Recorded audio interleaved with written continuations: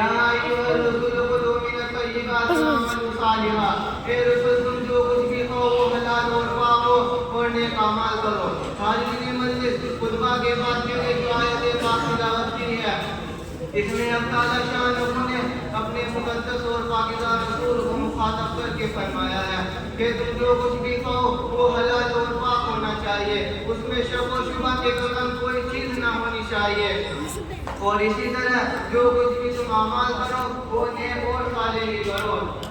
حاضرین مجلس، جناب رسول صلی اللہ علیہ وسلم تو بہت عظیم مرتبے والے تھے اور اللہ کے مقرب تھے، ان کے مطابق تو کسی حرام چیز کے کھانے کی بات سوچنا بھی گناہ ہے۔ آپ حضرات کو ان کے صحابہ کرام اور ان کے امت کے بعد بزرگوں کے واقعات سناتا ہوں۔ کوئی بناوے گا ویڈیو، جو ان کی خیر لگا کے تو بنا، وہ لے تو بنا، میں اتنے ان کی خیر لگا کے۔ آپ کے سچے دوست حضرت ابوبکر صدیق رضی اللہ تعالیٰ عنہ نے اپنے غلام کے ہاتھ سے دودھ کے شربت کا پیالہ پیا، بعد میں معلوم ہوا کہ وہ خالص اللہ تھا، اس میں حرام کی آمیزش تھی۔ یہ معلوم ہوتے ہی آپ نے فوراً اپنی انگلیاں حلق میں ڈال کر تمام شربت باہر اگل دیا اور اس کو باہر نکالنے میں بہت شدت سے کام لیا، جس میں آپ کو بے حد تکلیف ہوئی اور اندیشہ ہو گیا تھا کہ یہاں ادارے پانی سے کچھ نہ فرما جائے۔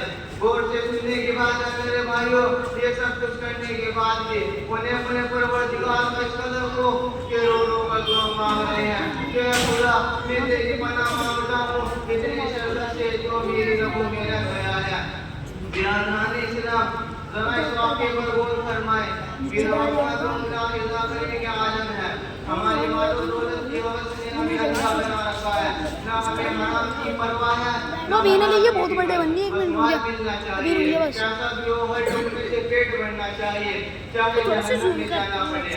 زوم تو جناب رسول صلی اللہ علیہ وسلم نے ارشاد فرمایا کہ اللہ تعالیٰ کا ایک فرشتہ بہت مقدس ہے اور روزانہ یہ منادی کرتا ہے کہ جو شخص حرام کھائے گا اللہ تعالیٰ اس کے نہ فرضی عبادات کو فرمائے گا نہ نفلی۔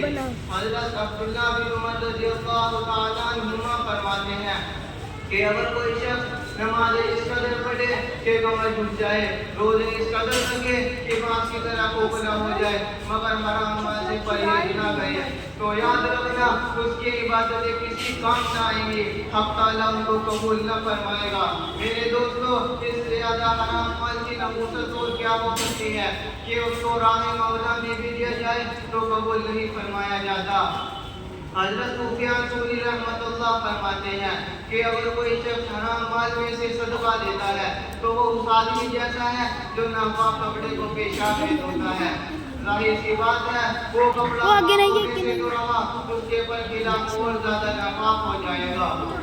حاضرین جلسہ، میں نے آپ لوگوں کے سامنے حرام مال سے پرہیز کے متعلق عرض کیا، اب مختصر طور پر حلال روزے کی اہمیت اور فضائل و برکات بیان کر دینا چاہتا ہوں۔ حلال روزی تلاش کرنا ہر مسلمان پر فرض ہے، جو اپنے اہل و عیال کے لیے حلال روزی کمانے میں وقت خرچ کرتا ہے وہ سب عبادت میں دکھا جاتا ہے۔ جناب رسول صلی اللہ علیہ وسلم نے فرمایا کہ جو شخص دن بھر حلال روزی کما کر تھک جاتا ہے پھر رات میں گھر جا کر سو جاتا ہے تو اللہ تعالیٰ اس کے تمام گناہ معاف فرما دیتا ہے، اور جب گھر گزار ہوتا ہے تو اللہ تعالیٰ اس کے کو بہت خوش ہوتے ہیں۔